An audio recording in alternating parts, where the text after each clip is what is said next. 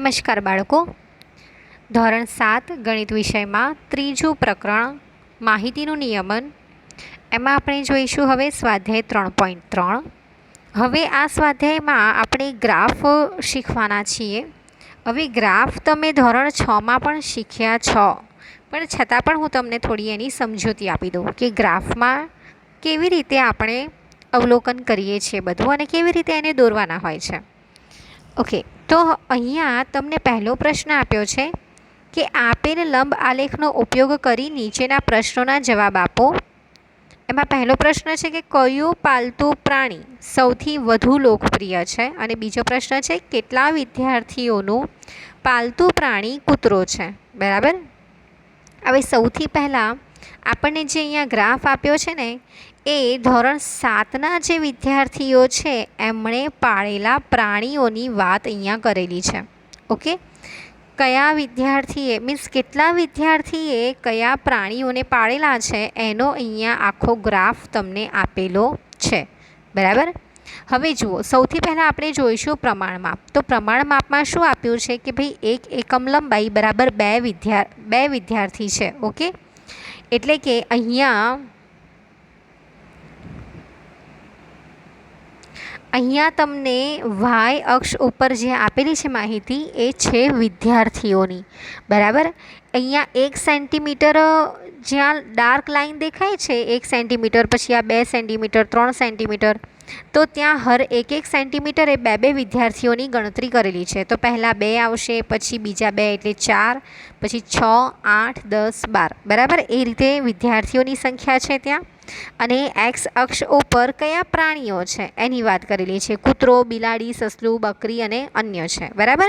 તો આ પાલતુ પ્રાણીઓ છે. તો આપણે જો ગ્રાફને જોઈએ તો કૂતરું પાળનારા વિદ્યાર્થીઓ કેટલા, તો ભાઈ અહીંયાથી આપણે જોઈ શકીએ કોના બરાબર દેખાય છે 8 વિદ્યાર્થીઓ બરાબર. બરાબર.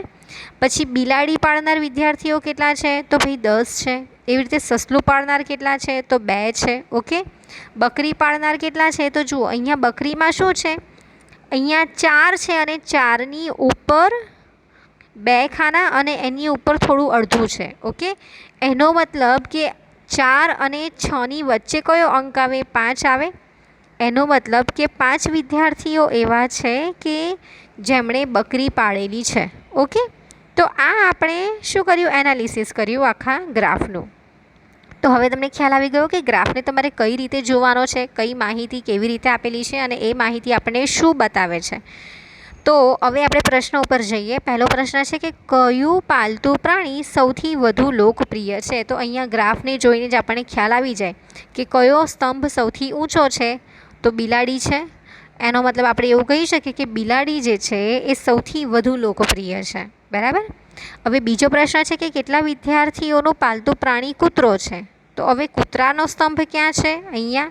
હવે અહીંયા આપણને વિદ્યાર્થીઓની સંખ્યા પૂછી છે, તો કેટલા વિદ્યાર્થીઓ થાય, 8 વિદ્યાર્થીઓ થાય. તો અહીંયા આપણે લખી શકીએ કે ભાઈ 8 વિદ્યાર્થીઓનું પાલતુ પ્રાણી કૂતરો છે. બરાબર. તો આ રીતે તમારે એના પ્રશ્નોના જવાબ આપવાના છે. હવે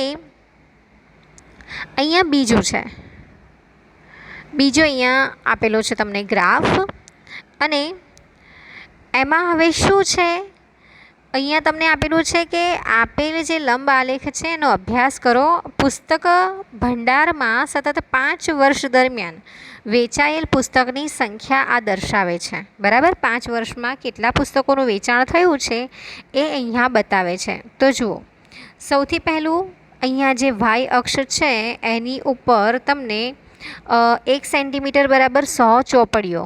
બરાબર. એટલે વાય અક્ષ ઉપર શું આપેલું છે, ચોપડીઓની સંખ્યા આપેલી છે. ઓકે, 100, 200, 300, 400, 500, 600. અને કયા વર્ષમાં કેટલી ચોપડીઓ વેચાઈ એ આપણે જોઈ શકીશું. અહીંયા એક્સ અક્ષ ઉપર શું આપ્યું છે, વર્ષ આપેલા છે. 1989, 1990, 1991, 92 અને 93. બરાબર.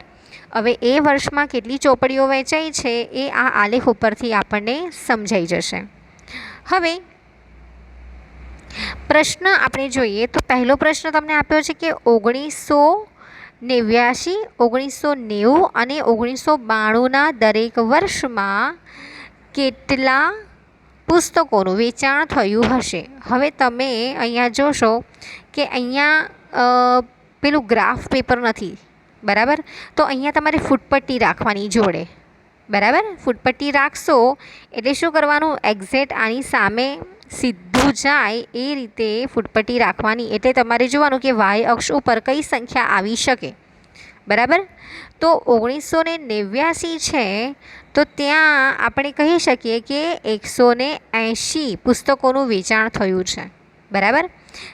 અહીંયા એવું કહી શકીએ કે હર એક બોક્સ જે આવશે ત્યાં 20 સંખ્યાઓ આવશે એમ. ઓકે, તો 20 કાઉન્ટ કરીએ તો કેટલી થશે, અહીંયા એક બોક્સ ઓછું છે, 200માં પહોંચતી વખતે ત્યાં એક ખાનું ઓછું પડે છે. ઓકે, તો શું થાય છે, અહીંયા 180 આપણે અંદાજ લગાવી શકીએ કે 180 પુસ્તકોનું વેચાણ અહીંયા થયું છે. હવે 1990 જે છે એની ઉપરથી ફૂટપટ્ટી રાખીને તમારે સામે સીધું જોવાનું છે. તો કેટલું થશે, તો 475 તમને જાણવા મળશે કે 475 પુસ્તકોનું વેચાણ થયું છે. એવી જ રીતે 1992 છે તો 1992માં પણ સીધી ફૂટપટ્ટી રાખીને ચેક કરવાનું. અહીંયા તો મારું આડું અવડું જશે પણ તમે ફૂટપટ્ટી રાખીને પ્રોપર ચેક કરજો એટલે 225 પુસ્તકોનું વેચાણ એવું તમને જાણવા મળશે. ઓકે, હવે આગળ જોઈએ. આગળનો પ્રશ્ન શું છે કે કયા વર્ષમાં 475 પુસ્તકો વેચવામાં આવ્યા અને કયા વર્ષમાં 225 પુસ્તકો વેચવામાં આવ્યા. તો અહીંયા તમારે 475 ક્યાં વેચવામાં આવ્યા એ તમારે જોવાનું છે, કયા વર્ષમાં.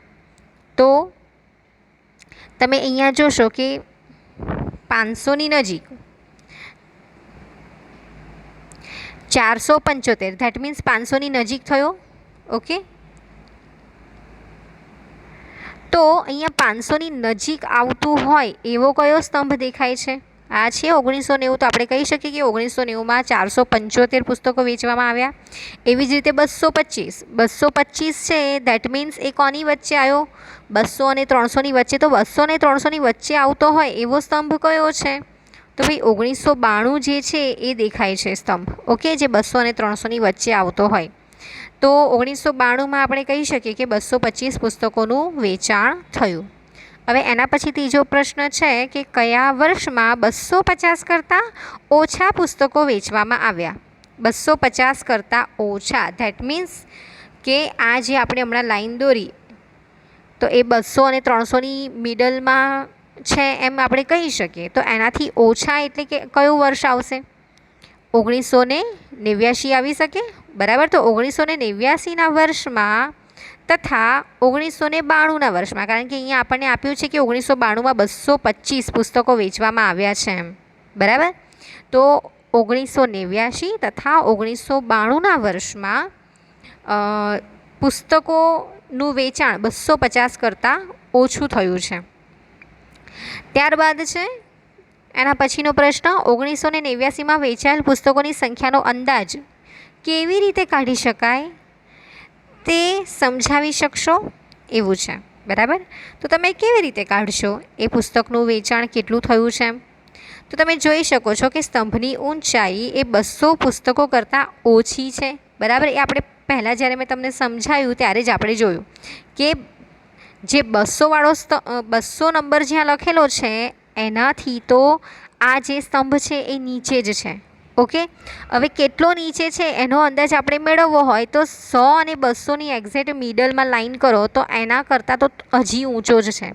એટલે આપણે એવું કહી શકીએ કે ભાઈ આ 180ની આસપાસ હોય એવું લાગે છે, બરાબર. એટલે અહીંયા શું આવશે, 180 પુસ્તકો વેચાયા હશે. ઓકે, તો અહીંયા તમારો દાખલા નંબર 2 પૂરો થાય છે. હવે આપણે જોઈએ દાખલા નંબર 3.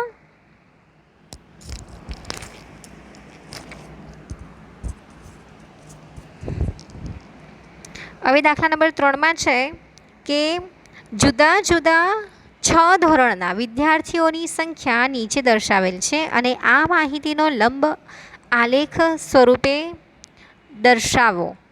આ જે માહિતી છે એને લંબ આલેખ સ્વરૂપે આપણે દર્શાવવાની છે. વિદ્યાર્થીઓની સંખ્યા આપેલી છે અહીંયા. તો ધોરણ આપેલા છે 5મું 6ઠું 7મું 8મું 9મું અને 10મું, અને એ દરેક ધોરણમાં કેટલા વિદ્યાર્થીઓ છે એ આપેલા છે. હવે સૌથી પહેલો પ્રશ્ન તો એ આવે ગ્રાફ દોરતી વખતે કે ભાઈ આપણે પ્રમાણ માપ કઈ રીતે પસંદ કરીશું. તો સૌથી પહેલાં તો આપણે શું જોવાનું પ્રમાણ માપ નક્કી કરવા માટે કે ભાઈ નાનામાં નાનો અંક કયો છે અને મોટામાં મોટો અંક કયો છે. તો નાનામાં નાનો કયો દેખાય છે 80 છે અને મોટામાં મોટો કેટલો છે 135 દેખાય છે. હવે નાનામાં નાનો 80 છે એનો મતલબ કે આપણે એમ પણ શૂન્યથી જ શરૂ કરીએ છીએ, મીન્સ 10 20 30 40 એ રીતે જ શરૂ કરીશું. અને અહીંયા 135 છે એટલે આપણે છેલ્લે ક્યાં સુધી જઈશું 140 સુધી જઈશું.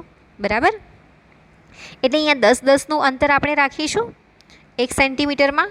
ઓકે, તો અહીંયા આપણે પ્રમાણ માપ સિલેક્ટ કરી શકીએ કે ભાઈ પ્રમાણ માપ આપણે કેટલું લઈશું, તો 1 એકમ લંબાઈ બરાબર 10 વિદ્યાર્થીઓ. બરાબર, આ વસ્તુ તમારે ગ્રાફમાં રાઈટ સાઈડ લખી દેવાની. આનો ગ્રાફ તમારે દોરવાનો છે ગ્રાફ પેપરમાં. બરાબર, તો અહીંયા તમે રાઈટ સાઈડ પ્રમાણ માપ એવું લખશો 1 સેન્ટીમીટર બરાબર અથવા તો 1 એકમ લંબાઈ બરાબર 10 વિદ્યાર્થીઓ. આ વસ્તુ પતી ગઈ. બરાબર, હવે આપણે દોરીશું વાય અક્ષ અને એક્સ અક્ષ. ઓકે, તો ઊભો પહેલાં વાય અક્ષ દોરી નાખો અને આડો એક્સ અક્ષ દોરો. બંનેનું જે છેદ બિંદુ છે ત્યાં આપણે શું લખીશું ઓ અથવા તો 0. ઓ કહેવાય, ઓરિજિન કહેવાય. બરાબર, પછી પહેલાં 1 સેન્ટીમીટરે તમે 10 લખશો, પછી બીજા 1 સેન્ટીમીટરે તમે 20 લખશો. એમ કરતાં કરતાં 140 સુધીના અંકો લખી દો. બરાબર, વિદ્યાર્થીઓની સંખ્યા અહીંયા આવી ગઈ વાય અક્ષ ઉપર. તો હવે એક્સ અક્ષ ઉપર આપણે શું લખીશું ગુણાત્મક માહિતી. રાઈટ, એટલે કે જે ધોરણ તમને આપ્યા છે એ. તો હર એક સ્તંભ બરાબર એક ધોરણ લઈ લો તો બી ચાલે, અથવા તો તમે કેટલાક બોક્સ લો છો જેમ કે 3 બોક્સ, તો 3 બોક્સ પણ તમારે દરેક ધોરણની વચ્ચે સરખું અંતર છોડવાનું છે. આ જે અંતર છોડેલું છે એ સરખું અંતર તમારે છોડવાનું.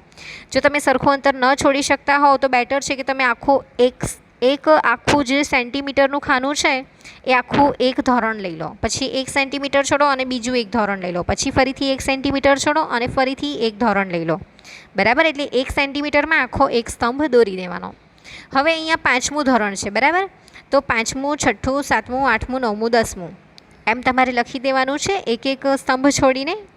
તો હવે 5મું જે છે એ 5માં કેટલા સેન્ટીમીટર છે 135. તો તમારે 135 ઉપર આવી રીતે 135 સુધીનો. હવે અહીંયા તમે 135 કઈ રીતે ગણશો, તો જે 130 છે એના પછી જેટલા બી ખાના આવતા હોય એના અડધા કરવાના. હવે તમને ખબર છે કે 130થી 140ની વચ્ચે 5 ખાના આવે છે. એનો મતલબ કે તમારે અઢી ખાના લેવા પડશે. અઢી એટલે કે 2 આખા, અને એના પછીનો જે ત્રીજો છે એ આખો નહીં લેવાનો પણ અડધો જ લેવાનો. બરાબર, જેમ અહીંયા બતાવ્યું છે એમ. જુઓ અહીંયા બતાવેલું જ છે. અહીંયા કઈ રીતે લીધું છે, 2 આખા છે અને પછી ત્રીજો કેવો છે હાફ છે. બરાબર, એટલી ઊંચાઈનો તમારે સ્તંભ દોરવાનો છે. એવી જ રીતે 6ઠું ધોરણ જે છે એમાં 120 છે, પછી 7મામાં 95, 8મામાં 100, 9મામાં 90 અને 10મામાં 80. બરાબર, તો એ રીતે તમારે દરેક સ્તંભને દોરવાના છે આવી રીતે. બરાબર, તો તમારો ગ્રાફ આખો આ રીતેનો બનશે. હવે આપણે આગળ પ્રશ્ન જોઈએ. આગળ પ્રશ્નમાં શું આપ્યું છે કે કયા ધોરણમાં સૌથી વધુ વિદ્યાર્થીઓ છે અને સૌથી ઓછા.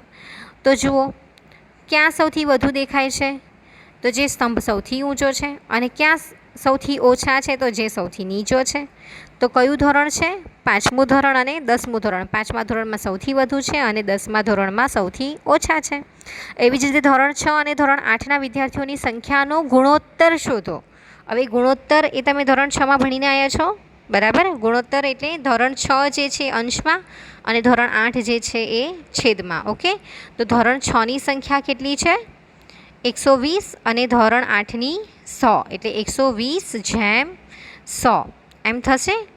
120ના છેદમાં 100 એટલે અહીંયા તમે છેદ ઉડાડશો એટલે શું આવશે 6/5, એટલે તમને અહીંયા ગુણોત્તર મળશે 6/5. ગુણોત્તર આપણે શેમાં લખીએ છીએ જેમમાં લખીએ છીએ. બરાબર, તો અહીંયા આપણે દાખલા નંબર 3 સુધી જોયું. ઓકે, તો આપણે દાખલા નંબર 3 સુધી રાખીએ. હમણાં આ દાખલાઓની પ્રેક્ટિસ કરજો, પછી આપણે દાખલા નંબર 4 આના પછીના ભાગમાં જોઈશું.